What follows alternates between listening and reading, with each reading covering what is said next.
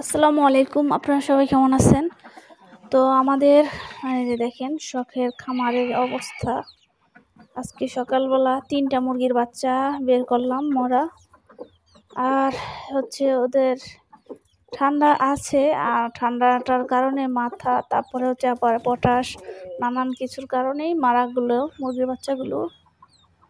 তো আমি কখনো জানতাম না যে এভাবে পটাশ খাওয়ালে মারা যায়, আর খাওয়াতেও যে হয়। আমাকে কমেন্ট করছেন আপনারাই। তো যে কমেন্ট করছেন সে হয়তো ভিডিও দেখলে বুঝতে পারবেন যে আমি পটাশের পানিও কিন্তু দিয়েছিলাম। মুরগিগুলো হয়তো এভাবেও মারা যেত, কিন্তু হয়তো আরও ২-১ দিন বাঁচতো, কিন্তু পটাশ দেওয়ার কারণে হয়তো একদিন আগেই মারা গেল, এরকম হবে। তো আস্তে আস্তে খামারটা পুরো ধ্বংস হয়ে গেল। আমি জানি না যে এই ভাইরাসের কারণে কত মানুষের খামার এভাবে নষ্ট হয়েছে, কিন্তু আমি জানি আমারটা নষ্ট হয়েছে এবং আমাদের প্রতিবেশীদের প্রায় বেশিরভাগ মানুষদেরই খামার নষ্ট হয়ে গেছে। মানে এভাবে একটা অজানা ভাইরাস এসে তারপরে সব মুরগি, হাঁস এগুলো সবই শেষ হয়ে গেছে। তো আমার ছিল ২-৩টা, তার মধ্যে ওই যে দেখেন এই যে এই মুরগিটাও কিন্তু একটু কম হাঁটাচলা করতেছে। হয় কিন্তু ডিম পাড়ে, কবুতরের ঘরে যে ডিম পাড়ে। আর একটা মুরগি কুচে বসেছে, তো দেখলেন অবস্থা। তো আরেকটা যেটা আমাদের গোল্ডি, ওকেও কিন্তু আমি বসিয়ে দিয়েছি কুচে। তো মুরগির ডিমগুলো যে বীজ ডিম হবে এটা কিন্তু শিওর না। তো দেখেন গাছে কিন্তু খুব সুন্দর মরিচ ধরেছে। মানে কষ্টে কথা বের হচ্ছে না মুখ দিয়ে, মানে কি ভিডিও করব। এখন গাছের কাছে চলে আসলাম, গাছগুলো দেখতেছিলাম। আর কিছু গাছ আছে কলম কাটা, ওগুলো প্রায় অযত্নে অবহেলায় মানে নষ্ট হয়ে চলেছে।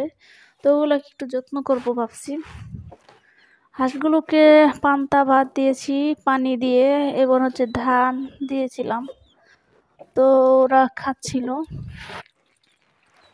তো একটা হাঁসে দেখলাম নতুন করে লোম গজাচ্ছে এবং লোমগুলো জড়তাছে। তো যেই হাঁসগুলো লোম ঝরা শুরু করে, এই হাঁস কখন ডিম পাড়ে বা কত মাস পর ডিম পাড়ে আমার তো জানা নাই। তো আপনাদের যদি কারোর জানা থাকে অবশ্যই ভিডিওতে কমেন্ট করবেন। তো আপনারা এমন পরামর্শ দিবেন যেই পরামর্শতে অন্যের উপকার হয়, মানে ভুল কোনো সাজেশন দিবেন না যাতে করে অন্যের ক্ষতি হয়। তো আপনাদের এক ভাই না বোন জানি না, তো সে কমেন্ট করেছিল যে পটাশের পানি নাকি তারা গরম ভাতের সাথে পটাশ দেয়, এভাবে নাকি মুরগি সুস্থ রাখে।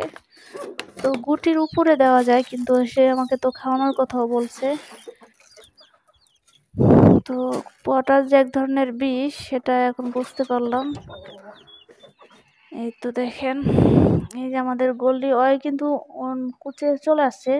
আমাদের সম্রাট বাবু যখন ওর কাছে যায় কিন্তু ওই কিন্তু ক্রসিং করে না, দূরে সরে যায়।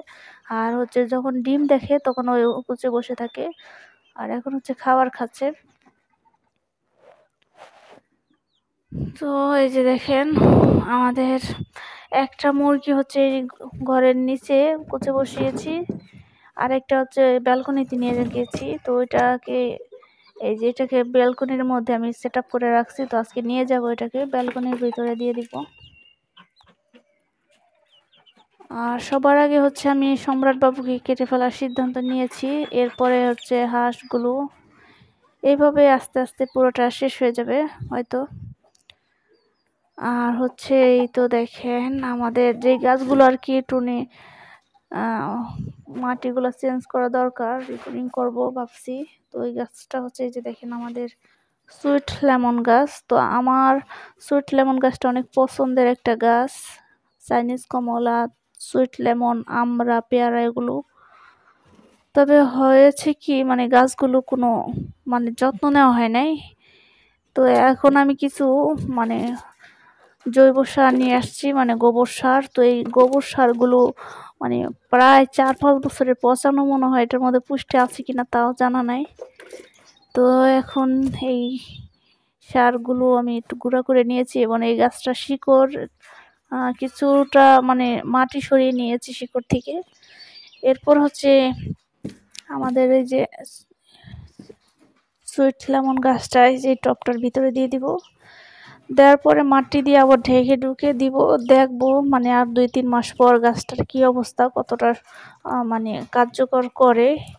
আর বৃষ্টির পানিতে কিন্তু গাছের সৌন্দর্য এবং গাছের পুষ্টি দ্বিগুণভাবে বেড়ে যায়।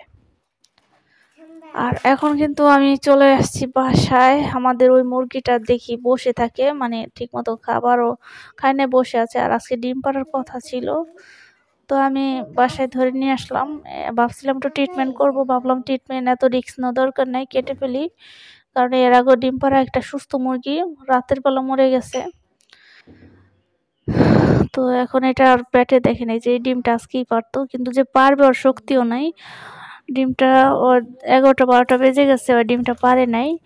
আর ডিম পেটে নিয়ে বসে থাকতো আর হাঁটাহাঁটি করতো না। আমি খুব সহজে ধরে ফেলে, একটা বিড়ালও মুরগিটাকে ধরে ফেলতে পারবে এই অবস্থা হয়ে গেছিল। তো ভাবলাম চিন্তা করি কেটেই ফেলি, মায়া করে রেখে লাভ নাই। আর এখন ডিমটা আমি নিয়ে যাচ্ছি হচ্ছে ব্যালকনির ভিতরে, মানে গোল্ডির ভিতরে দিয়ে দিব, দেখি এর থেকে বাচ্চা আসে কিনা। মন মানে না, এর জন্য আর কি দিয়ে দিলাম। আর এটা 5 দিন পর চেক করলে এই ডিমটাও খাওয়া যাবে, নষ্ট হবে না।